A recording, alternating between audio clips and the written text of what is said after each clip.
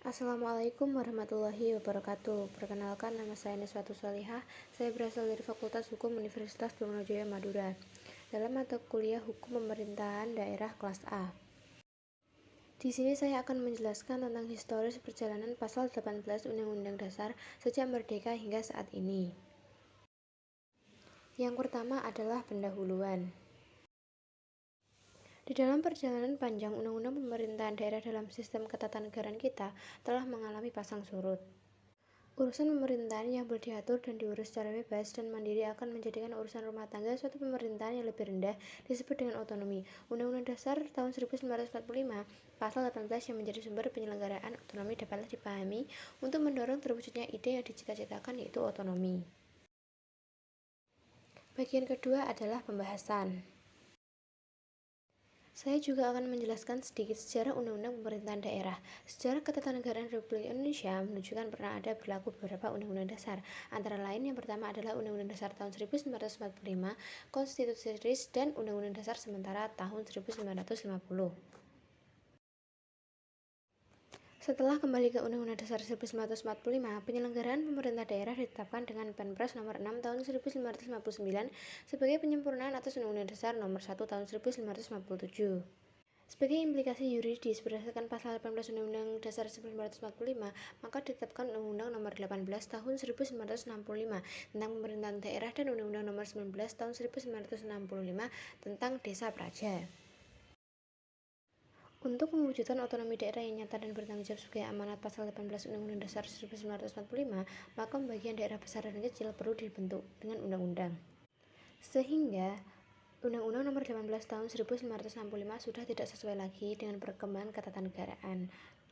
Oleh karena itu perlu diganti untuk menciptakan hukum baru. Berdasarkan hal tersebut, dengan bertolak berbagai permasalahan yang muncul terhadap pemerintah daerah, maka pada tanggal 23 Juli tahun 1974 ditetapkanlah Undang-Undang Nomor 5 Tahun 1974 tentang pokok-pokok pemerintahan di daerah. Setelah pemerintah Orde Baru tumbang dan bergulirnya reformasi membawa perubahan pada sistem ketatanegaraan kita, sehingga Undang-Undang Nomor 5 Tahun 1974 tidak sesuai lagi dan penyelenggaraan otonomi daerah perlu diganti. Oleh itulah, pada tanggal 7 Mei 1999 diundangkanlah Undang-Undang Nomor 22 Tahun 1999 dengan Lembaran Negara Nomor 60 Tahun 1999. Setelah lebih kurang, Undang-Undang Nomor 22 Tahun 1999 masih dianggap tidak sesuai dengan perkembangan keadaan pemerintahan, sehingga diganti dengan Undang-Undang Nomor 32 Tahun 2004 tentang pemerintah daerah. Lalu terbitlah Undang-Undang Nomor 23 Tahun 2014 tentang pemerintah daerah sebagai pengganti Undang-Undang Nomor 32 Tahun 2004. Pada dasarnya dilakukan untuk memperbaiki sejumlah kelemahan di Undang-Undang Nomor 32 Tahun 2004. Selanjutnya poin ketiga adalah pendapat saya. Berdasarkan uraian di atas, pendapat saya adalah satu, bahwa sejarah ketatanegaraan terhadap pemerintahan daerah telah mengalami pasang surut sesuai dengan dinamika pemerintahan pengaruh politik pada waktu itu.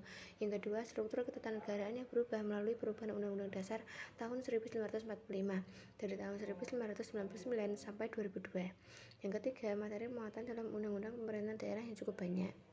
Yang keempat, hubungan antara pemerintahan pusat dan daerah yang sering mengalami ketidaksesuaian.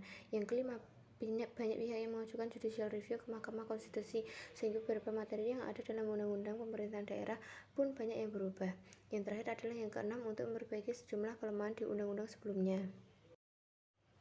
Sekian penjelasan dari saya. Jika ada kurangnya, saya mohon maaf. Wassalamualaikum warahmatullahi wabarakatuh.